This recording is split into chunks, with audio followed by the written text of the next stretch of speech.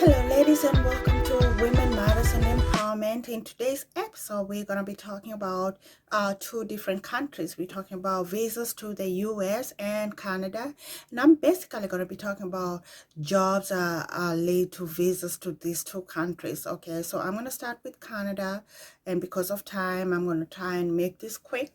And please, ladies, I ask that you do share this video, like it, subscribe, and most importantly, share it with family members, because some of these jobs are jobs that we personally probably cannot do, or we actually can do it, we just prefer not to do them. But for those women that can do these jobs, go for it. If you find anything that you can do, go for it. Whatever you can do, pass it to your nephews, your brothers, your uncles that probably do need these jobs as well. Okay, remember, this is all about empowering ourselves and empowering our family, so it's not just about us. Okay, so I'm going to start with Canada. And the first job that I found out after doing a lot of research, number one high in demand job that can easily get you visas to Canada, is fruit pickers. Fruit, I'm talking about fruit like mangoes, oranges, whatever. Okay, so fruit pickers, they get paid about $15 Canadian dollars an hour. Okay, and these are jobs that you can get visas for that do not require you to have a specific skill or education. Okay, then we have food processors. When I say food, I mean canned food, I mean any kind of food, that you find in the stores. So we do have people that do process of food. These people get paid about $20 an hour. They test the products to make sure that the product is not tainted, and the product is good for consumption. By that, I mean they look for everything that could be wrong with the product so that it does not go on the shelf and cause disease or whatever else that happens when you eat bad food. All right, so food processors, they get paid $20 an hour. Then we have warehouse workers. Where does the food go from there? It goes to the warehouse. Somebody got to be able to do that. These people get paid about $40 an hour. Then we have dishwashers. No education needed. You just gotta speak some English. If you're in Canada, depending on where you go, you might want to be able to speak some French as well. If you're gonna go to Toronto, be able to speak some French. Okay, so dishwashers, you don't need any education. Get paid $40, $40,000 a year. Okay, 40K, $40,000 a year. Then we have security guards. They make about $25 an hour. Okay. Landscaping and gardeners. If you've ever been to Canada, you know how beautiful some of those cities are. Vancouver, very beautiful. They have landscapers that do all that work, keep everything beautiful. Alrighty. These people get paid about $20 an hour in Canada. All right, and you don't need any kind of formal education as long as you're good, working with your hands. Be able to plant some flowers or take care of some weeds. All right, $20 an hour. Then we have carpenters. These people get paid about 50,000 Canadian dollars a year. That's very good pay actually in Canada. 50,000 Canadian dollars. You should be able to at least live an average life, it's almost middle class. And then we have customer service clerks. These are high quality service customer service clerks. They get paid about 55,000 Canadian dollars. They do billing, be able to multitask at the same time. Sometimes they're on the phone, sometimes they're typing at the same time. So, you're going to be somebody that can do all that. Be able to do some kind of billing as well. Alrighty. And then we have plumbers and pipe fitters. Mostly for this is highly in demand if you're going to Ontario, Canada, Alberta, Canada, or British Columbia. Okay, because sometimes the weather, when in Canada, the weather gets super cold. Sometimes these pipes burst. So you need some pipe fitters, you need some plumbers. They get paid about 60,000 a year. Right? We have front desk manager. It's people that work in hotels. Doing front desk service. Office buildings. They get paid about $25 a year for that. Then we have kitchen helpers. Okay, people that help the chefs in the kitchen. They get paid about $20 an hour for that. You don't need any kind of education. You know, you might have to learn a little bit about the food guidings, but other than that, $20 an hour. Then we have the chefs. Who's gonna cook the food? Chefs are in very high demand in Canada. They get paid at least $50,000 a year for that. All right. We have cleaning offices, people that clean offices, house cleaners, people that clean, hotels. They get paid about, let me see if I can find that.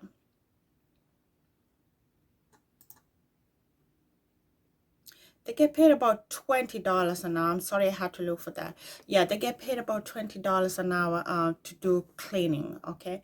And then we have storekeepers and store managers get paid between 50 to 80,000 a year, Canadian.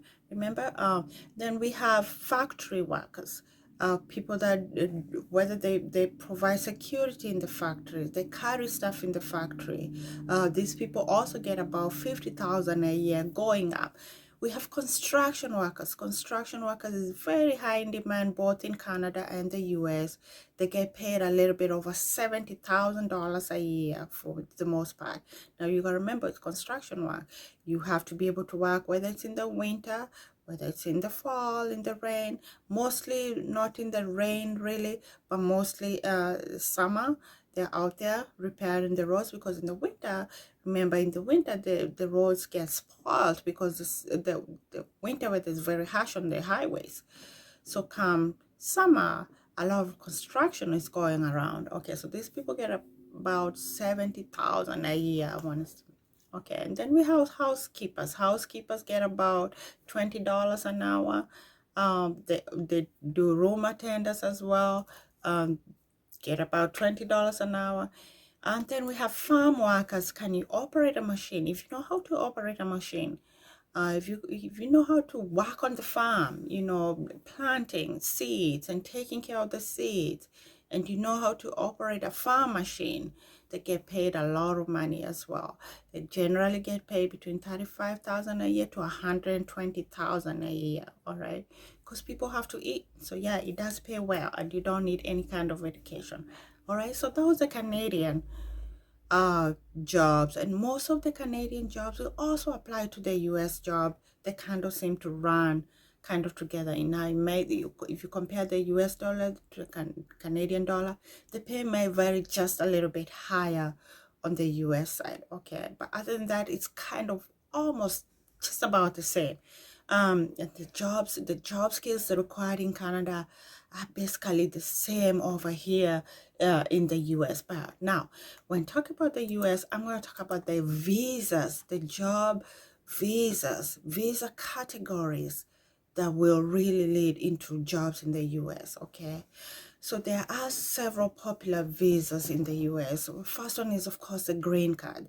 Green card definitely gives you the proof of authorization to work in the US. You gotta remember, in both Canada and the US, you do need authorization to work.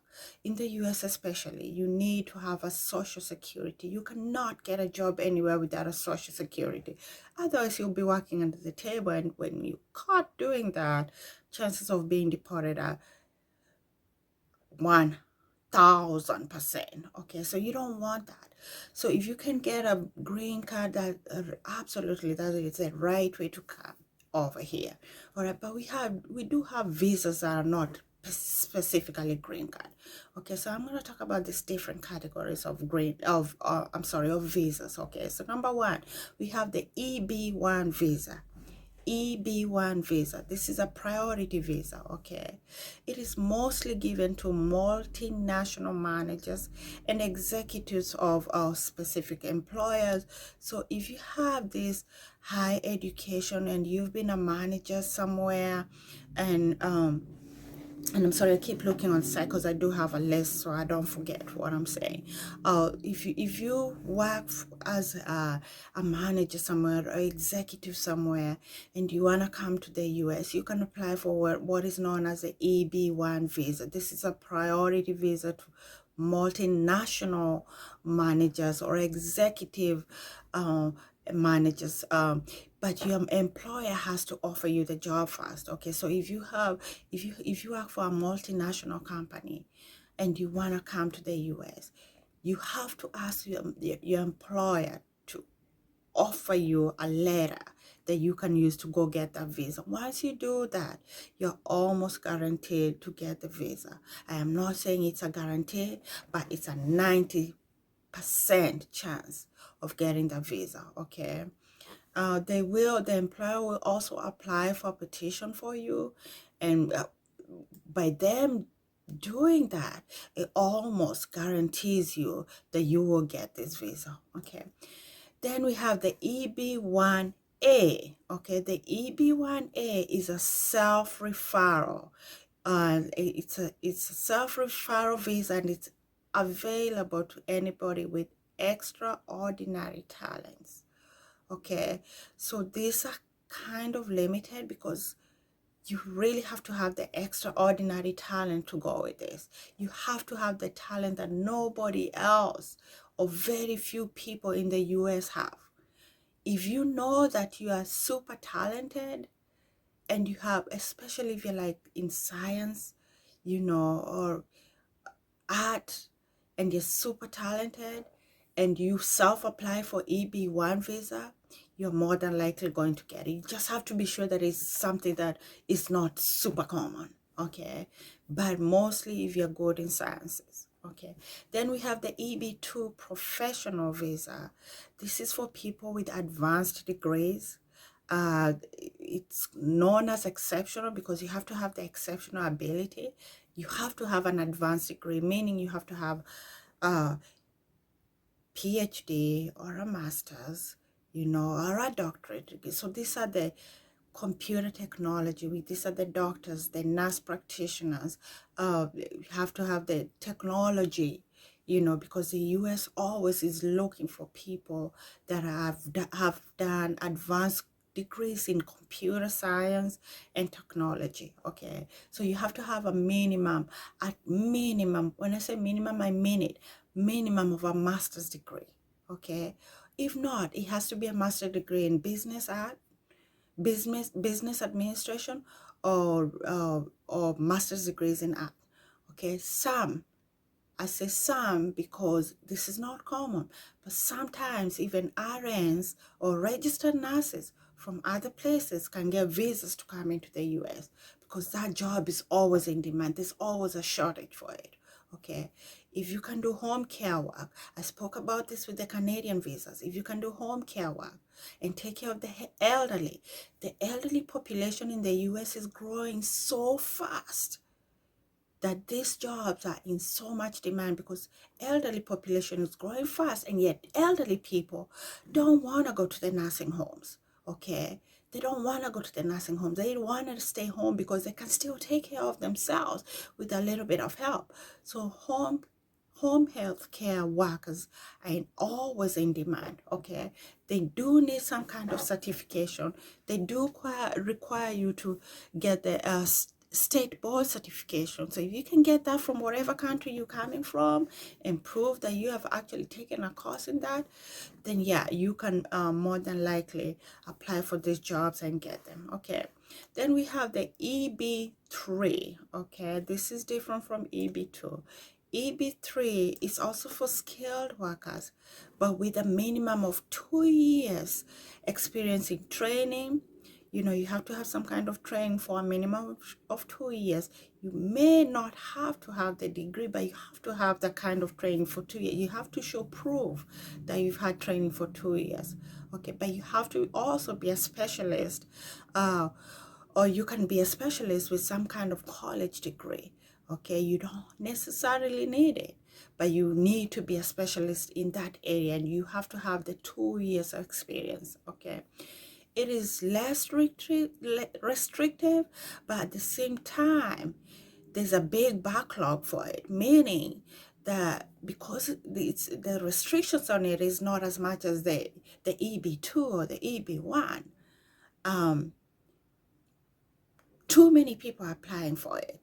So chances of getting it are a little bit less compared to the EB-2 when you have the master's degree and the PhD or the doctorate degree. Okay, so that's a little bit different. Okay. And you also have to show that you have an employer that's willing to hire you for this. Okay. And then we have the non-immigrant visa. Okay. The non-immigrant visa, you basically just have to show proof of employment.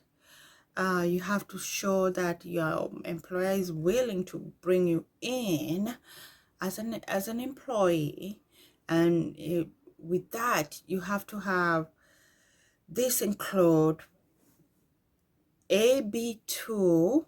This is a type of visa, y'all. AB2 is a type of visa under the non-immigrant visa. By that, you really are just coming to stay in the States for a certain period amount of time, and then you're gonna be going back. Okay, so this can be whether it is a tourist visa. Are you coming to tour? If you're coming to tour, if you're only coming to tour, then you basically will only get AB2 visa. This is only for tourists. Then we have the F1 visa. This is the student visa. Now, when you come as a student, you're not really allowed to work in the US. You can work within the school facility, and the job that whether it's in the school facility or outside the school facility, it gotta be a job related to something that you are studying. That is the F1 visa. The job you do has to be related to whatever you're studying. So if you're taking business administration or business management, the job that you do has to be related to business. That honestly covers almost any kind of job. Business is anything, literally.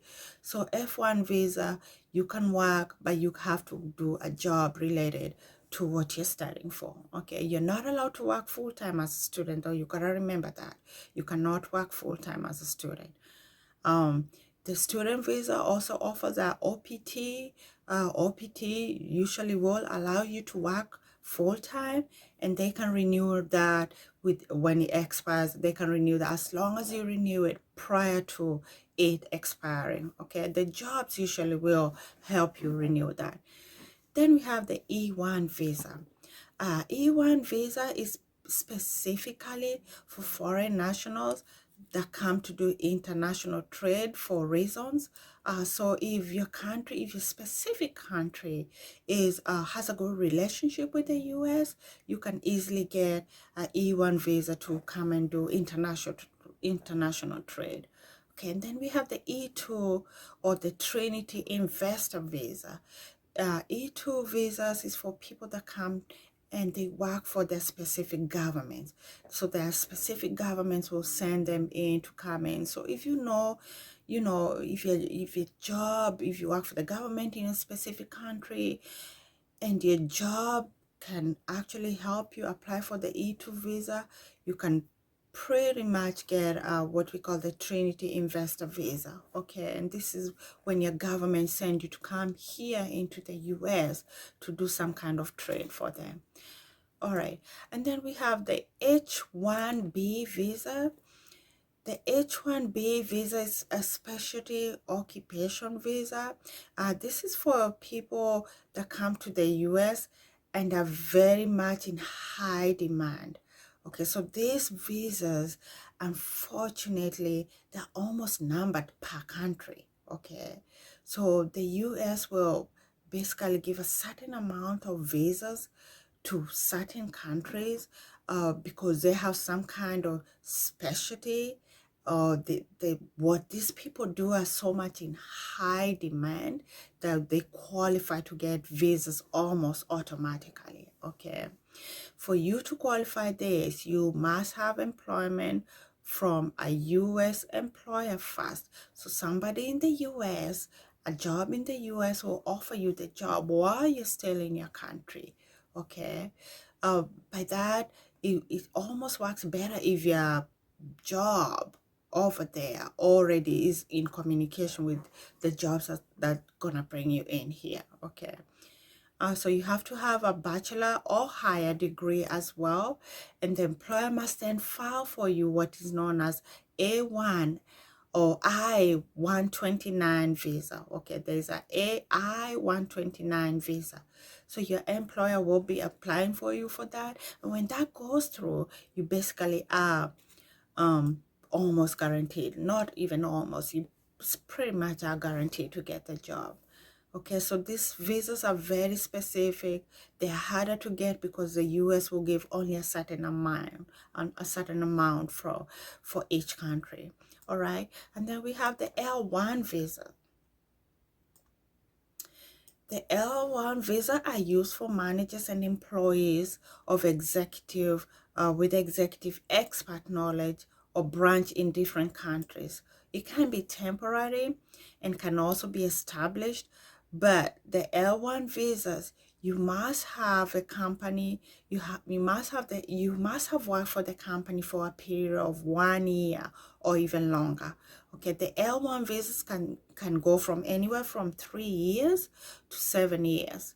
So if you want a L1 visa, if you do get a L1 visa, the minimum visa number of years will be 3 years, and then you can renew it, and it can be extended over a period of to 7 years. Okay, so that would be a good one to get. The only problem is you'd have to have an employer that also will basically be offering you the job.